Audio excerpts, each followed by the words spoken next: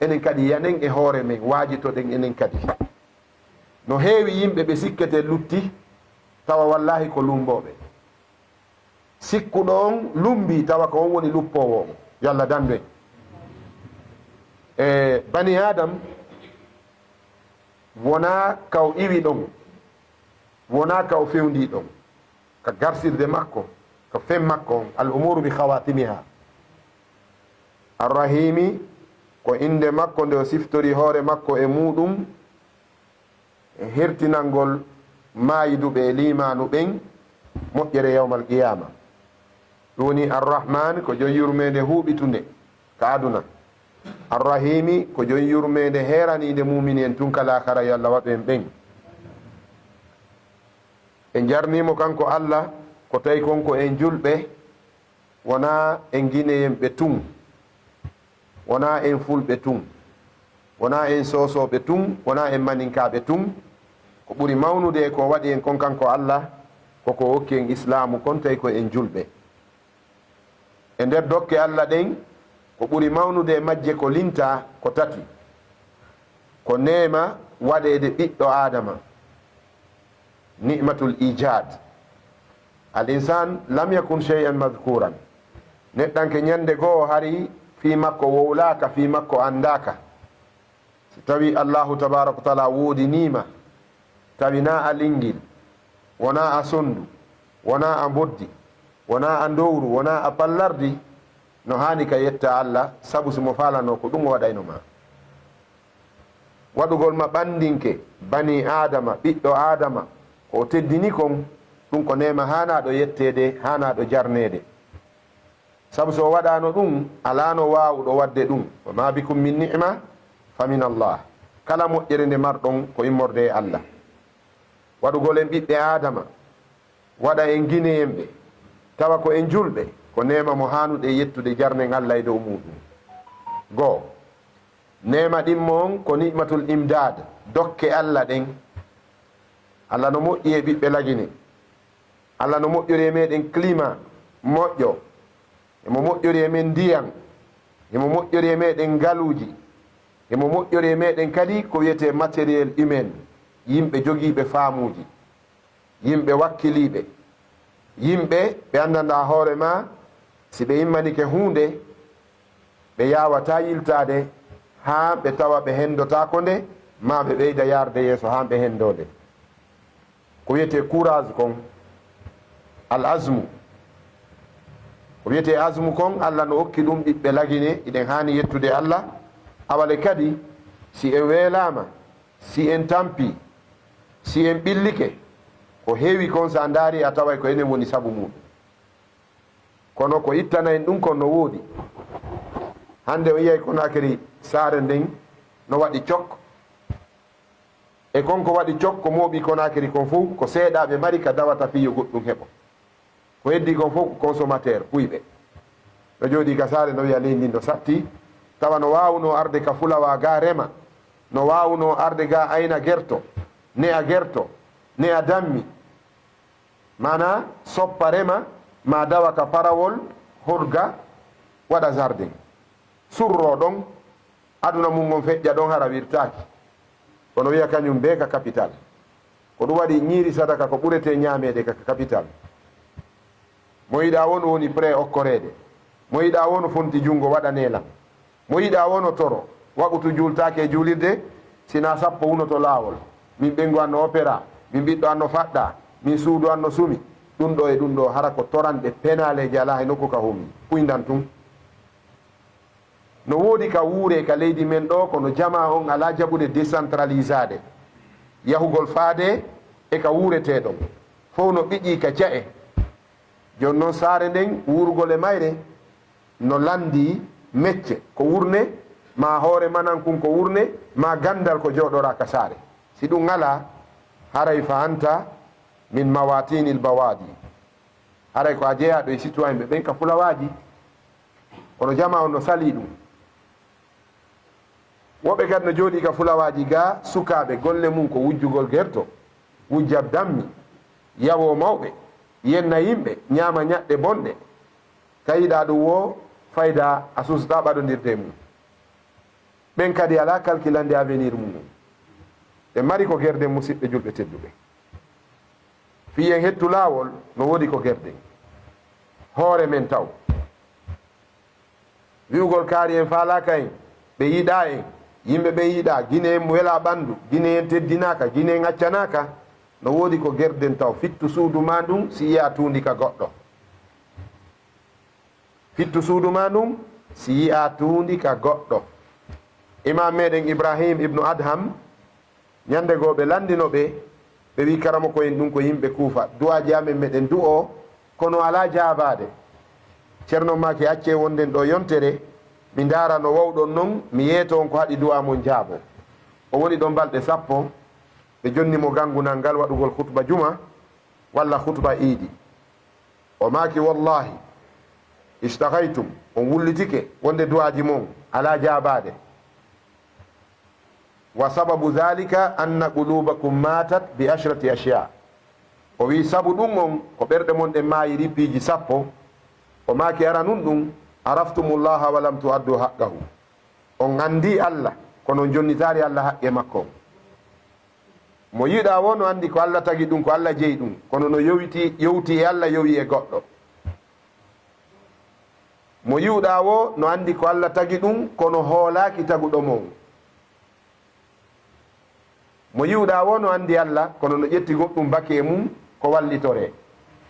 si tawi a jaɓi ko Allah jeyma kon ɗum watta talkuru kon ɗum watta teɓenwol ma bakangol eɗa andi ko Allah jeyma e hoorele o yonete kadi Allahu tabaraka wa taala o yonete huwa kaafi ko o yonowo ko o samadu tugorteɗo wallinorteɗo wa ala llahi fatawakkalu in kuntum muminin hoolore Allah si tawi ko goonga hiɗon hooli ko kanko jeeyi on o maaki ɗin mum ɗum qara'tumul qur'ana wa lam ta'malu bihi on jangi alqur'anare nden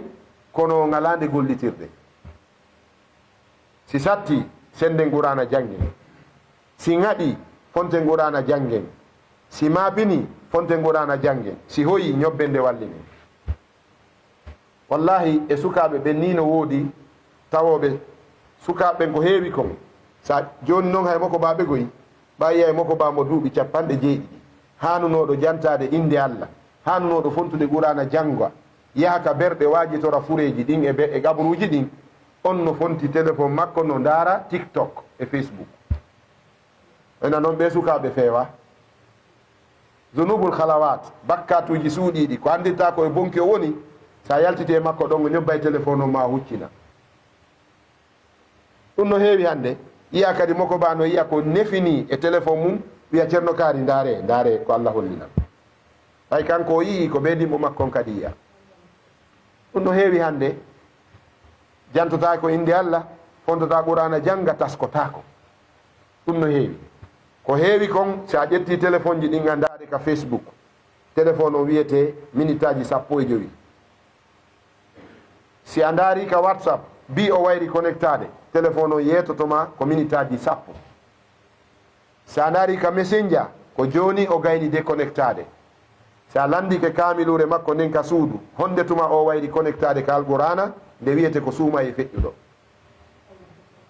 hitande o memari qur'ana ko si suuma yari o cowto o ɗaɓɓita kaftade on hay kanokum o fonta ko hankum fonto o ɗaɓɓa jikkiriwol o ara o daako ka juulirde o okka Allah e nder lebbi 12 lewru wotum si gasi kanko Allah ɓe gayni ɗum woni o jangi qur'ana kono on gollitirari nde ɓe maki tammum ɗum za'amtum hubba nabiyikum wa taraktum sunnata on haaƴike giggol yiɗugol annabi mon kono sunna makko on hiɗon terti si tawile ko goonga hiɗen yiɗi nelaaɗo sallllahu alayhi wa sallam en waɗay ko ceerno yimɗo gimɗi ɗin on maaki kon innal muhibba liman yuhibbu muti'un yiɗuɗo wonande mo yiɗi on ko ɗoftotoɗo si tawi ko goonga hiɗen yiɗi nelaaɗo wona beytirgol ɓe tun wona mantugol ɓe tun ko be iwtiren ɓaawo maɓɓe ka diina ɗum woni jokke sunna maɓɓe on ceerno ngo yewti ha ngo ari e toɓɓere ko ɗon mi daroto e bange ɗon o maaki istagaltum bi uyubi nnas wa taraktum uyubakum mo yiwɗa wo no jokki ellaji yimɓe kañum ala yiide ella mumum mo yiɗa wo ko modi kaari kelɗa ceerno kaari kelɗa kaari jo feewa aynayi kañum lumbisirate yani hay gooto mapaaki fi hoore mum ka bange daɗal mo bee ko bange ella mo bee ko ella ɗimmo mum woni yiwde ɗum haanira noon kaari en kelɗa an mo yiɗa wo kelɗa wallahi tawi tun a heɓi gite yi'irɗe angal kellugol yimɓe ɓen ko ɓay a kelɗa heewa andude dugula sina dugula yo neɗɗo on wakkilo kanko kadi o wiya moodi ɓe yimɓe no ɓuri lan abdoullah ibnu oumar o arayno ka kombos feetuɗo ñaamowo ka ñooge o ara o jooɗo takko makko o fijida e makko ɓe pooɗodira si feetuɗon fuɗɗike ŋermude o tuɗa noppi ɗin o heɗo ɓeyni le plus intelligent c'est celui qui écoute o ɓuri marde haqqil ko heɗotoɗo o heɗo feetuɗo wallahi ñande goo ka juulirde ɗon tigi almami on leeti argol ka juma feetuɗon nani no wiye ene almami on ko ɗum nangi ɓe ha joni ɓewtari feetuɗon hawti ari dari kam gangunal ɗo o wi assalamu aleykum noddine ɓe wi feetuɗo julnamen juma o wi ko min julnata ɓe ari ittugol mo ɗon o hilbi gangunal ngal mawɓe ma jogiiɓe faamugo maaki terte o feetuɗo ko walla neldi en heɗoɗen mo on tuma ɓayɓe dar ɓe noddini feetuɗo immi dari o wi mi yetti Allah taguɗo en waɗi en pecce ɗiɗi o waɗi e meɗen alɗuɓe marɓe jawle fiyo ɓe yettira Allah jawle ɗen o waɗi e meɗen kadi waasiɗuɓe miskinɓe fiyo ɓe muññano kodduru e Allah on o wi kono lal agniya a shakaru walal fugara sabaru o wi ko mi yi kon hande marɓe ɓen ala yettirde Allah jawle ɗen miskinɓe ɓen kadi ala muññanade Allah o wi awa kuddi Allah e mon salli darne juule wa lanatullahi aleykum haqimussala sallijo darni feetuɗo o wi kono on yaafoto mi waɗi hutuba on ɓay komi feetuɗo yo marɗo haqqil julnoyi goɗɗo feƴƴi julni mawɓe goo maaki bii fuɗɗiɗen notade juma en naniwa o hutuba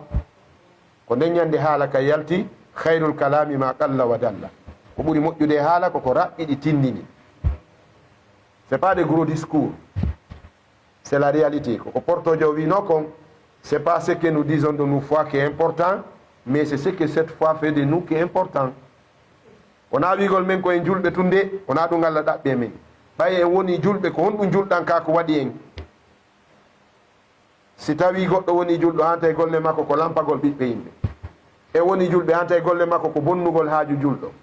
e woni julɓe hanta e ko lorrugol kawtal e woni julɓe ha e woni kukuji ɗi goɗɗo suusata jabade hay faljitatake aɗa nafa ko ɗo woni ɗi julɗo fa ina l islamu aɗa islamu ala ko yen yettu Allah tabaraka wa taala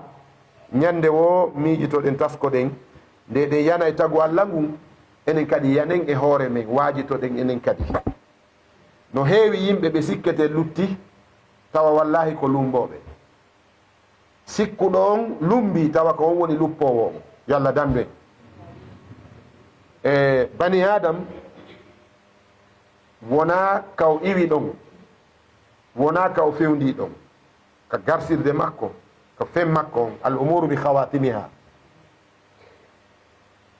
nelaɗo sallallah sallam maki goɗɗo no rewa Allah o moƴƴa o moƴƴina ha heddo hakkude makko e aljanna on cuɓal kodduru e on atto e dow makko o bonna o yaha yiite goɗɗo kadi o bonna ha heddo hakkude makko e yiite ngen cuɓal o moƴƴina o tuuba o rutto ka Allah o maaya e ki moƴƴuki ɗon o naata aljanna ko ɗum waɗi alhukmu lillah ñawore nden ko Allah jeyi wona enen kaari lutti kaari halkike kaari sumi kaari perdi ɗum alanama alanalan alhukmu lillahi azza wa jal ñawore nden ko Allah jogii joni noon ɓawo nde jarnuɗen Allah duwani ɗen annabi meɗen muhammadin sallllahu alayhi wa sallam dina men kan no manti en hay ko wiyeten kon koye moƴƴuɓe ko ɓay qur'ana wi koye moƴƴuɓe qur'ana wi onon julɓe ɓen kuntum hayra ummatin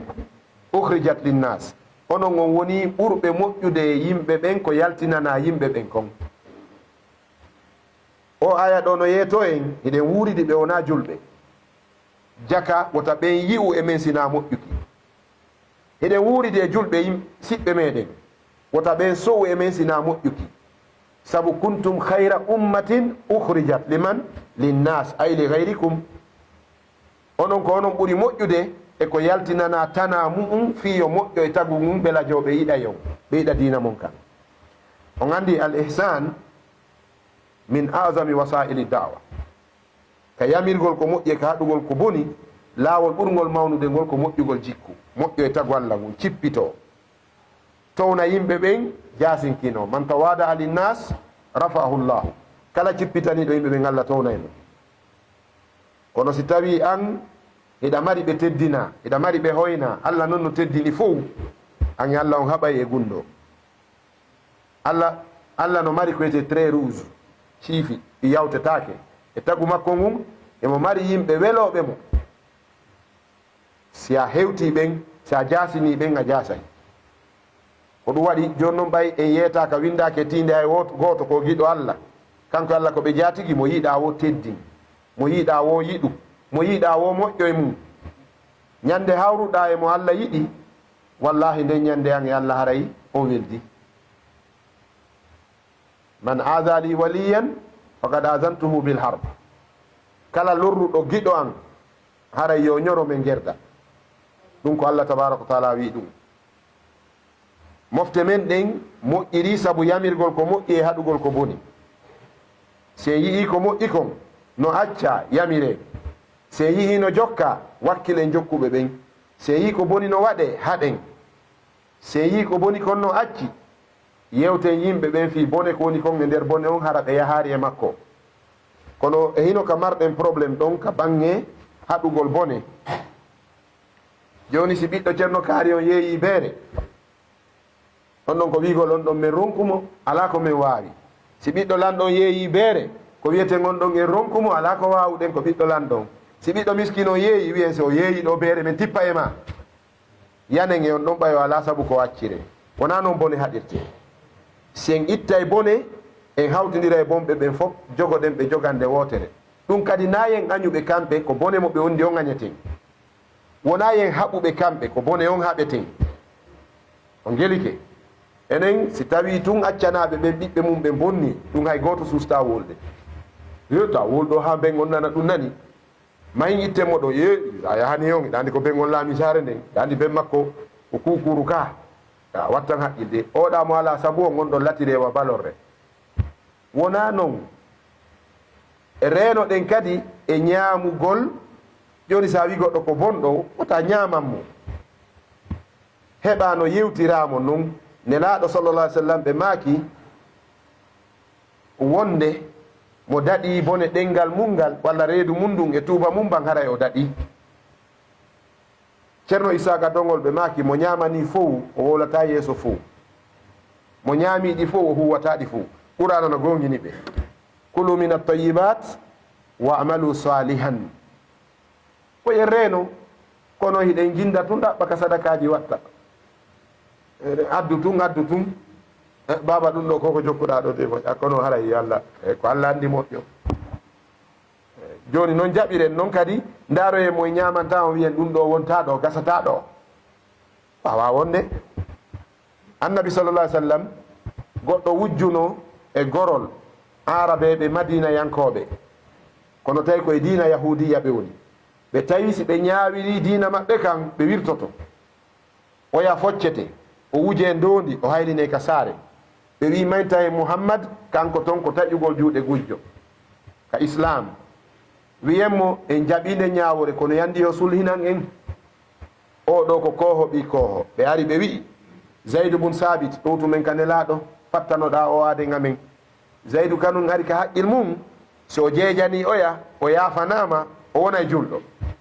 o ari o fattaniyoya nelaɗo seytini ɓe maaki a tashfa fi haddin min hududillah ara e fattanoɗa goɗɗo e keeri sariya Allah mo sariya nangi hana ɓe fewti geɗal maɓɓe on fatima ɓe maaki wallahi law anna fatimata binta muhammadin sarakat lakatatu yadaha mi wondi si fatima ɓiɗɗo an o wujji mi taƴa mo jungo o geliki donc yimɓe ɓe no doit jogede même mesure pied d'égalité kono na en daaru tum mettowo en o yanen e on ɗon mo seytinanɗa o yana e on ɗon welowo ma mo nafantoɗa o mamo ma on suuɗa on ɗon bone ɗen iwata abadan. On nanay kadi jama on no sonka menen woɓɓe wiya min onon on yetta ko laamu ngu gonga, onon on haalanta lamɓe ɓen gonga. E kodi fof no wolanede gonga. Si almamijo wi ayyuhannas kono yo yimɓe, hara laamu ngu kon to woni ko yimɓe ɓen jeeya ɓayna colli ɗi laami en ka. ayyuhannas kono yo yimɓe si wiyama he ɓiɓɓe lagine wattanen haqqil gila e président on ha hewtide fof no ɗon ko guine en. kono ko honɗum yimɓe ɓen faalete ko yo pankare waɗu tun, masibo yo waɗu tun. on woni important mo tawata so o fankinima fankay, sonkugol on nde wotere o fankine ko on woni intérêt o nafa on ka. e kadi wona manhaj, wona ka uslub, wona ka diina meɗen tenkitugol yeesoɓe ɓen ka diina e yeesoɓe ɓen ka dawla ka gangune. tenkitugol ɓe dénonça ɓe wowla ellaji maɓɓe ɗin ka gangune, wona e needi diina jeeya, wona e needi diina jeeya few. huɗugol ɓe wona e needi diina jeeya. imam ahmad bun hambal ɓe maaki mi wondiri Allah mi du'anto lanɗon, mi du'antomo, mi du'anomo, mi toro Allah yalla sembinmo, sabu si lanɗo on moƴƴiri haray en fowtike ka. ɗon andi yimɓe tato sa huuɗiɓe ko an perdi ceerno, ɓiɗɗo ma on, kawtal ma ngal, laamu ma ngu. sa huuɗi ɓiɗɗo ma so woni huɗaɗo ko mbo loroto ko an, sa huuɗi kawtal ma ngal ko ongo ngal tampinta ko an, sa huuɗi laamu ngu jaabike ko mbo loroto ko an. no waywa goɗɗo seytinɗo ha wi hande mi